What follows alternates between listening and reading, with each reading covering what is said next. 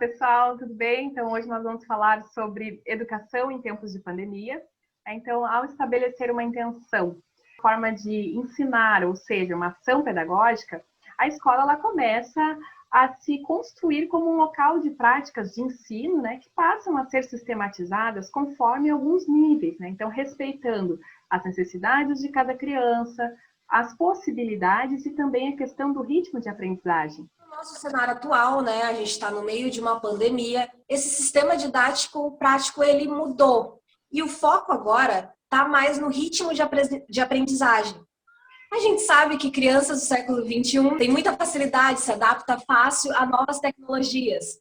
Mas quais são as reais possibilidades dessas crianças? Elas estão tendo acesso a essas tecnologias? Como estão se adequando as nossas redes públicas, municipais, estaduais, com essa nova forma de ensino através de plataformas? Este novo sistema de aprendizagem pode refletir no futuro acadêmico, nos processos seletivos seguintes, né, o pós-fundamental, o pós-ensino médio. Então, para responder essas e outras questões, hoje nós trouxemos aqui Mary Ellen Bastos. Tudo bem, Mary? Oi, gurias, tudo bem? Então, eu me chamo Mary Ellen, eu sou professora da rede municipal e da rede estadual de ensino, aqui no estado do Rio Grande do Sul, município Rio Grande. Eu não trabalho somente com crianças. Durante o turno da manhã, eu dou aula para adolescentes. No turno da tarde, eu tenho crianças de no máximo 10 anos de idade. E no turno da noite, eu tenho adultos, de 18 até uma senhora de 60 anos. Então, são realidades totalmente diferentes, não somente por causa das idades, mas por causa de contextos familiares, contextos socioculturais muito diferentes nas 3 escolas, né? Em que eu, uma professora com uma visão de mundo, que tenho que me adequar a 3 coisas diferentes. Então, é a minha realidade se confrontando sempre com a realidade deles, para que eu saiba como fazer a minha prática pedagógica. E aí, dentro disso tudo, eu ainda tenho a estrutura escolar que vai interferir no meu fazer pedagógico. Se vai estar correto, se vai ser aprovado ou não. Bom, quando começamos o ano letivo, né, a gente não imaginava que tudo ia tomar uma proporção tão grande. Eu lembro até que, na véspera da parada real das aulas, estava tendo um churrasco em família e a gente brincou até com o assunto. Naquele final de semana, eu tinha até saído para a festa. Já existia a pandemia, mas eu tinha ido para uma festa no sábado. E na segunda parou tudo. Né? Então, parece que a gente só se deu conta da realidade, da gravidade de tudo, foi naquela segunda-feira aqui em Rio Grande. Quando, se não me engano, foi dia 17 de março, que a rede municipal parou. E depois nós tivemos alguns dias, acho que na quarta-feira, quinta, parou a rede estadual, que ainda houve uma resistência. E aí, o que faremos? Vamos ficar em casa recebendo o nosso salário sem fazer nada? De que forma vamos nos articular? A gente não pode abandonar os alunos. Se a gente tem que ficar em isolamento, outras pessoas que tiverem entrar, infelizmente, em quarentena, se nós temos que entrar em isolamento, como é que a gente vai fazer para dar aula? Foi aí, então, que veio a ideia de fazer isso via internet. Começamos lá conversando nos grupos de WhatsApp, daqui a pouco surgiu o Zoom, e o Meet também, né? Mas entre nós, professores, fazendo reuniões, vendo como é que ia se dar essa nossa prática pedagógica. Como é que íamos fazer da internet a nossa sala de aula. Das 3 escolas, 3 realidades diferentes. Primeira escola da manhã. A maior parte dos alunos tem acesso à internet. Mas a maior parte dos alunos também tem esse mesmo acesso por meio de dados móveis, por pacote de dados limitados, em que eles têm que interagir com nós por meio de um grupo de WhatsApp, que é um facilitador, tá? Para eles entrarem na plataforma de estudos, né? Que é o Classroom. Só que essa entrada na plataforma, ela se deu depois também de um tempo, ela foi se dar agora em julho, tá? Porque antes nós estávamos utilizando o Facebook da escola, em que os alunos acessavam o material, a professora tal, fizemos uma escala de horários, né? Hoje, mérito da aula de português, hoje é o teu dia de postagem. Aí, o outro dia é o dia da matemática. Então, a gente foi condicionando os alunos a dizer para eles, ó, tal dia o professor de português vai postar atividade. E estava funcionando. Essa atividade ela já era com relação ao conteúdo ou era uma atividade interdisciplinar, só para ter uma atividade de interação e não uma atividade de conteúdo em si? Qual era a proposta naquele momento? Na rede estadual, a proposta era dar continuidade de uma forma normal, né? Não precisava dar conteúdo novo, não precisava registrar o conteúdo novo, mas tu introduz o conteúdo de alguma forma, num exercício, num texto, vai explorando ele de outras formas. Não seria a mesma interação que a gente teria na sala de aula. Na sala de aula a gente formalizaria esse conteúdo novo, faria muitos exercícios de fixação, e já no contexto de aulas em EAD, né, à distância, a gente faria esses conteúdos, daria conhecimento forneceria uma forma deles entenderem novos conceitos, mas por meio de exercícios, leituras, interpretações, coisas nesse sentido. De forma interdisciplinar, acho que não chegamos nesse patamar naquela época e nem agora. Isso eu falo em âmbito estadual ainda. Pelo Facebook, o acesso se dava de uma forma melhor, porque os pacotes de dados de internet, gente, eles favorecem o quê? Interação por rede social. Mas aí, então, a partir de julho, veio a plataforma.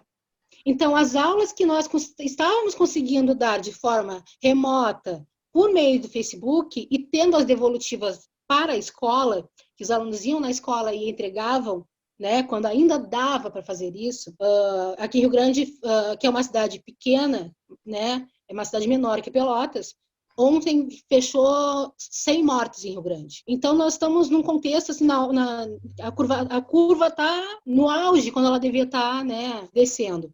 Então, começamos, né, com os alunos entregando as atividades na escola, né, da rede estadual. Só que teve que parar, e aí eles começaram a nos enviar, tirar foto da atividade, nos enviar no privado ou por meio da plataforma, que é o mais correto. Aí veio a primeira, assim, a claridade da pandemia. Sempre foi muito claro de que a desigualdade social e educacional vão estar atreladas sempre. O nosso papel enquanto professores é diminuir o máximo possível essa distância entre a cultura, entre escola, entre diferentes classes sociais, é fazer com que os nossos alunos tenham acesso a qualquer bem cultural que os outros também têm. Claro que a gente vai ter limitações, a gente tem limitações. A gente não pode, por exemplo, pegar o nosso aluno e levar ele para assistir um teatro, coisa que um outro aluno tem acesso. Né? Mas a gente pode ver uma forma de levar isso para a sala de aula. Então, o que ficou claro, né, que eu chamei de claridade pandêmica, foi que, para quem percebe, né, essas estruturas sociais de desigualdade com mais facilidade, claro, gente, que quem mais ia sofrer eram as classes populares, eram os alunos das periferias.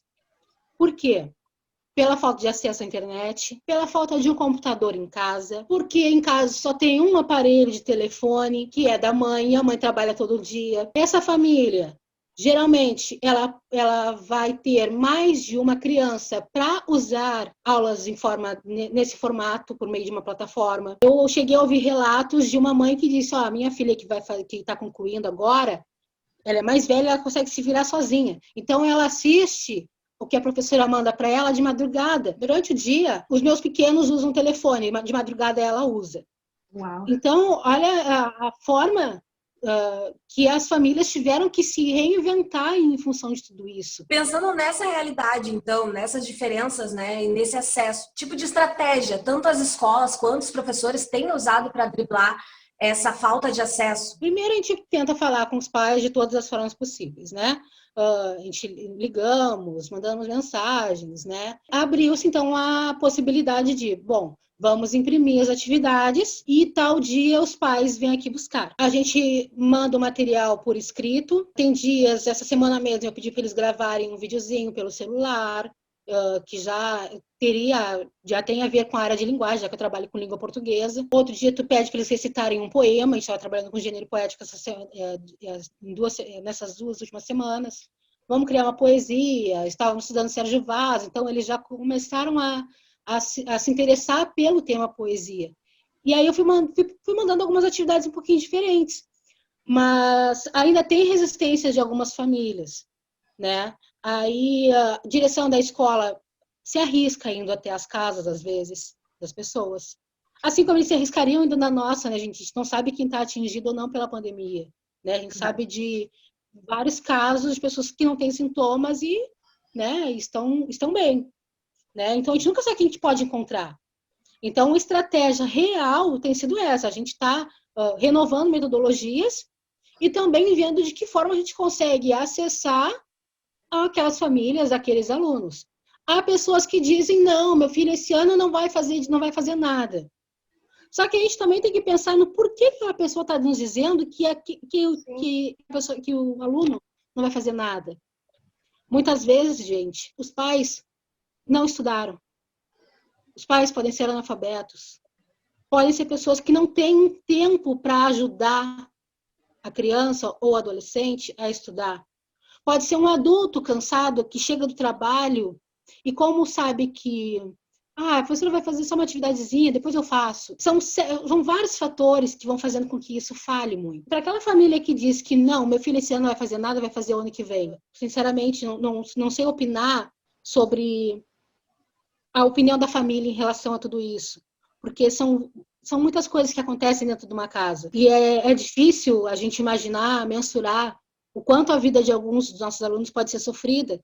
E fazer uma videoaula, fazer uma chamada ao vivo ali, pode não ser o ideal naquele momento para aquela família, para aquele estudante.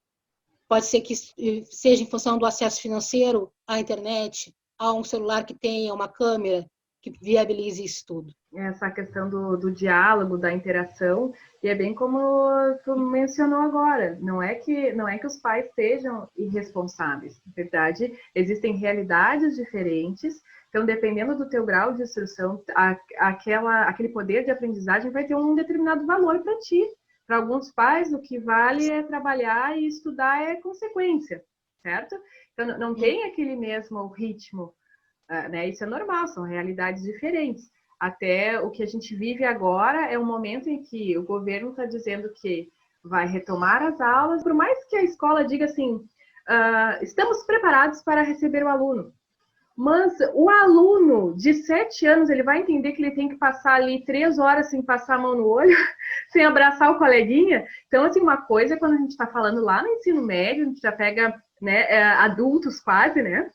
Então, tu tem aí um público ali com seus 16 anos, é completamente diferente as noções de leitura que eles têm do que criança do ensino fundamental 1, né? Então, é inadmissível, eu como mãe, né? A minha opinião pessoal como mãe. Queria saber a tua opinião como professora, né? Então, por mais que esse acesso remoto não seja o ideal, mas é o que nós temos nesse momento. Sabe? Então, é o que nós temos, e os pais, de certa forma, eu vejo muitos pais se virando com diferentes graus de instrução, e eles estão em prol dos seus filhos fazendo. Eu vi diferentes pais com diferentes leituras, e ainda assim colaborando, né, com os professores, né, e com a escola em si, né, apesar de todas as dificuldades. É o que nós temos, é a realidade, né, que é o não parar, é deixar o aprendizado fluindo, até para que essas crianças não fiquem ociosas em casa, enfim, né, ou percam o foco, ou daqui a pouco deixem de estudar, né? Ainda tem essa possibilidade, porque se tu ficar um ano, tu não sabe quanto tempo essa pandemia vai ficar. Se tu fica aquele ano todo sem estudar, como é que funciona depois para essa criança retomar? Para a criança e para o adolescente, ele vai ser obrigado, por lei, a estar na sala de aula, né? A gente sabe que existe o Estatuto da Criança e do Adolescente, os conselhos tutelares estão aí para também nos ajudar nesse sentido, mas esse ano é um ano extraordinário. Fazer o quê? Né? Se eu tivesse um filho também, Carol, mas eu tenho um sobrinho, né? Eu não deixaria jamais meu filho voltar à aula agora em agosto, né? Poxa, se está aumentando os casos, está aumentando o número de mortes, qual é a lógica de eu mandar uma criança para a sala de aula? Bom, então a gente já falou sobre os alunos, a gente já falou sobre os pais. Então agora um pouquinho mais sobre você, sobre os professores, né? Na verdade, qual tem sido o maior desafio desse novo modelo como professora? E eu quero também saber se é possível realizar uma contextualização política com os alunos sobre esse nosso cenário atual, né? Até mesmo sobre essa volta das aulas ou não e etc. Como é que está isso? o diálogo entre os professores, ele se dá da mesma forma que nós estamos aqui, guris, né? É tudo online, é usar a criatividade para montar algumas atividades para os alunos, pensar temas que possam ser interessantes para eles. Para isso, nós usamos também um questionário antes de começar as atividades, né? Um questionário ali por meio do Google mesmo, que todas as escolas fizeram, né? Perguntando sobre desde acessibilidade até assuntos que eles gostariam de que fossem tratados, né? Então, a partir do questionário que a gente vai montando o nosso planejamento de aula. Posicionamento político. O professor não é neutro nunca, gente. O professor, o jornalista, qualquer comunicador, gente, ele nunca é neutro. Nenhuma pessoa é neutra no planeta Terra, na verdade, né? A forma que a gente senta, a forma que a gente se veste, ela já está dizendo, ela é uma linguagem também, já está dizendo qual é o nosso posicionamento no mundo e como a gente se encaixa nele. Eu não sei ver a educação sem olhar sempre por esse viés sociopolítico e econômico. Tem que estar entrelaçado em tudo. E em língua portuguesa, eu acabo levando muito esses temas para a sala de aula. Mas quando eu estou na sala de aula real, gente, eu posso discutir no sentido de conversar, né, de trocar ideias com os meus alunos. Eles vão mostrar o posicionamento deles, eu vou mostrar o meu, e opiniões precisam ser respeitadas. Cada um faz a sua defesa do que acha que é certo, do que acha que é errado, do seu posicionamento político, diante de tudo, né? Da política propriamente dita e de nós, ser humano, como um ser político como um todo, né? Mas aí, quando eu estou preparando um material físico, um papel, um arquivo, que vai ser lido em casa por alguém da família, que pode estar ajudando, né? De que forma esse meu posicionamento político vai interferir na vida daquela família? A nossa função é ensinar, educar. E o ensino, ele exige troca. E essa troca, em modalidade como a gente está agora, à distância, ela fica mais truncada. Ela fica mais difícil de se estabelecer. Se todo mundo tivesse uma rede de internet com acesso ótimo para usar, e o comprometimento total para fazer isso, independência das crianças, que não tem como, os adultos têm que ajudar, mas se tivesse uma independência dos adolescentes e dos adultos para poder fazer isso, seria um caminho para o ideal. Mas a gente não tem muita coisa a nosso favor. Aí, então, a professora vai lá, mostra o posicionamento dela, que é contrário ao que uma família pensa, já não dá. Agora, esse final de semana mesmo, nós tivemos essa semana, hoje é quarta-feira, né? Nós tivemos agora o caso da menina estuprada pelo tio. Gente, isso aí dava para fazer uma aula de português maravilhosa, dentro da minha sala de aula. Lá a gente abordaria o tema, lá nós conseguiríamos fazer uma produção textual coletiva, eu conseguiria lançar perguntas, lançar uma pesquisa, mas estamos vivendo um momento em que tudo que a gente fala pode ser usado contra nós, porque vai ter pessoas que vão pensar diferente, e é minha vida profissional que está em jogo. Em relação aos outros 2 turnos que eu dou aula, né? Então, no turno da tarde, que são turnos da prefeitura daqui, de Rio Grande, né? O turno da tarde e da noite eu trabalho pela prefeitura. Turno da tarde, gente, o local que eu trabalho é um local central, tá? Aí já saí as duas são, na verdade, que eu estava falando, é também central, mas ela atende bastante a periferia, tá? E a outra, que eu trabalho durante a tarde, ela atende algumas pessoas das periferias. Mas existem diferenças e níveis também dessas periferias, né, gente? Uma coisa é uma periferia que está no centro, outra é uma periferia que está muito longe do centro, que é o meu caso, que é o caso dos meus alunos da noite, né? É importante a gente pensar nos locais de periferia, né? Quais são os referenciais que existem. Já nesse meu turno da tarde, as crianças estão fazendo os acessos, estão fazendo as atividades, mas está sendo tudo assim, ó, agora começaram os mais velhos, e depois da experiência com os mais velhos, vai ser feita uma avaliação pela Secretaria de Educação do município, que vai dizer se podemos continuar trabalhando dessa forma ou não. Não existe a possibilidade ainda de nos lançarem para a sala de aula. Ninguém aqui em Rio Grande, do município de Rio Grande, falou isso, tá? Não, eu mesmo sou uma professora de grupo de risco.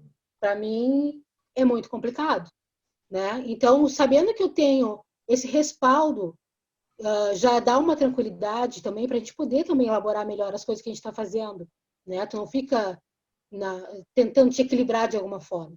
Tu te sente segura, né? E os alunos entregam as atividades, mandam foto do que fazem, e aí tá rolando tudo tranquilo.